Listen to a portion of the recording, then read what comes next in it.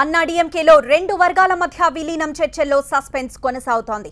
పన్నీర్, పళని వర్గాలు ఉదయం 11 గంటలకే భేటీ కావాల్సి ఉన్నా అది సాయంత్రం 4 గంటలకు వాయిదా పడింది. సీఎం పళనిస్వామి ఢిల్లీ పరిణామాల తర్వాత పరిస్థితి పూర్తిగా మారిపోయింది. రెండు వర్గాల్లో విలీనంపై జోరుగా మంతనాలు కొనసాగుతున్నాయి.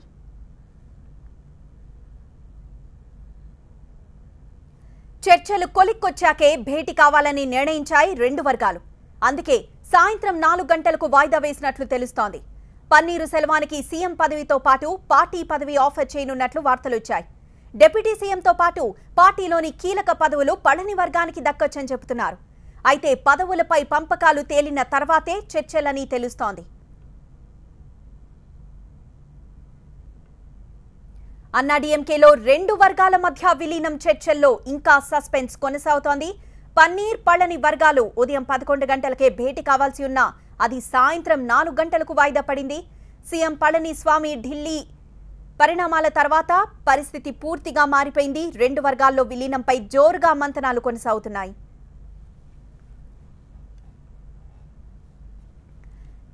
చర్చలు కొలిక్కొచ్చాకే భేటీ కావాలని నిర్ణయించుకున్నాయి రెండు వర్గాలు. అందుకే సాయంత్రం 4 గంటలకు వాయిదా వేసినట్లు తెలుస్తోంది. పన్నీర్ సెల్వానికి సీఎం పదవితో పాటు పార్టీ పదవి ఆఫర్ చేయనున్నట్లు వార్తలొచ్చాయి. డిప్యూటీ సీఎంతో పాటు పార్టీలోని కీలక పదవులు పళని వర్గానికి దక్కచ్చని చెబుతున్నారు. అయితే పదవులపై పంపకాలు తేలిన తర్వాతే చర్చలని తెలుస్తోంది. ఈ భేటీకి సంబంధించి పూర్తి వివరాలు మా ప్రతినిధి మురళి లైవ్ ద్వారా అందిస్తారు చెన్నై నుండి. మురళి, అన్నాడీఎంకేలోని రెండు కీలక వర్గాల భేటీ మామూలుగా అనుకున్న సమయానికైతే 11 గంటలకి ఇద్దరు కూడా కలవాల్సింది. అన్నాడీఎంకే పార్టీ కార్యాలయానికి కొంతమంది నేతలు కూడా ఇప్పటికే చేరుకున్నటువంటి పరిస్థితి ఉంది.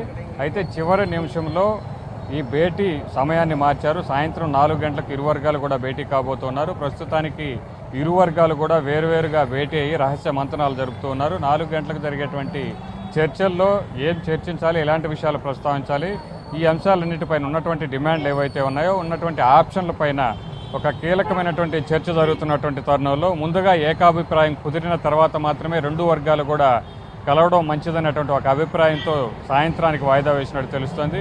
ఒకవేళ చర్చలు కనుక 11 గంటలకే జరిగి కొన్ని విషయాలు ఏకాభిప్రాయం కుదరినటువంటి పరిస్థితుల్లో చర్చలు విఫలం అనేటువంటి అంశం బయటకు రావడం అంత మంచిది కాదు. ఇప్పటికే ప్రత్యర్థి పార్టీలు కావచ్చు, అలాగే అన్నాడీఎంకేలో బయటకు నెట్టివేయబడినటువంటి శశికళ వర్గం కావచ్చు, ఈ రెండు వర్గాలు కూడా అవకాశం కోసం కాచుకున్నటువంటి పరిస్థితుల్లో ఎవరికి కూడా అవకాశం ఇవ్వకూడదు. ఒకసారి చర్చలు అనేటివి జరిగిన తర్వాత రెండు కమిటీలు కూడా భేటీ అయిన తర్వాత బయటకు వచ్చిన తర్వాత చర్చలు సఫలం అన్నటువంటి విషయాన్ని బయటకు మీడియాకు ప్రకటించే విధంగా ఉండాలన్నటువంటి ఉద్దేశంతోనే వాయిదా వేసినట్టు తెలుస్తోంది. ఇరు వర్గాలు కూడా భేటీ కాబోతున్నాయి. ముందుగా మొదటి నుంచి ఉన్నటువంటి అంశాలు ఏవైతే ఉన్నాయో సిబిఐ విచారణ కావచ్చు, అలాగే పార్టీ నుంచి మొత్తం శశికళ కుటుంబ సభ్యులు 30 మందిని కూడా బయటకు సాగనంపాలి, వీరిని ప్రకటన అనేది అధికారికంగా ఒకటి విడుదల చేయాలన్నటువంటి అంశం ఉంది. వీరెన్నిటిపైన కూడా ప్రధానంగా చర్చ జరిగితే ఇప్పుడు ప్రస్తుతం రెండింటి మధ్య కూడా వేర్వేరుగా జరుగుతున్నటువంటి ఈ చర్చల్లో భేటీల్లో ముఖ్యంగా జరుగుతున్నటువంటి చర్చ ఏదైతే ఉందో ఈ మొదటి నుంచి కూడా ఉన్నటువంటి సీఎం కుర్చీ ఎవరికి దక్కాలి. ఇప్పటికే పన్నీర్ సెల్వం సీఎం పదవి తనకే ఇవ్వాలని పట్టుబడుతున్నటువంటి నేపథ్యంలో తనకున్నటువంటి డిమాండ్లో బయటకు మీడియా ముందు ప్రకటించినప్పటికీ చర్చల్లో మాత్రం ఇదే అంశాన్ని ప్రస్తావించినట్టు తెలుస్తుంది. దీనిపైనే ప్రధానంగా చర్చించేటువంటి అవకాశం ఉంది.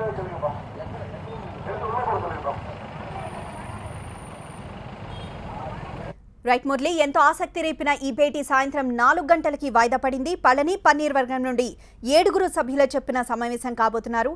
మొత్తానికి పన్నీర్, పళని చేతులు కలిపే అవకాశాలు ఒక కొలిక్కి రానున్నాయి సాయంత్రానికి.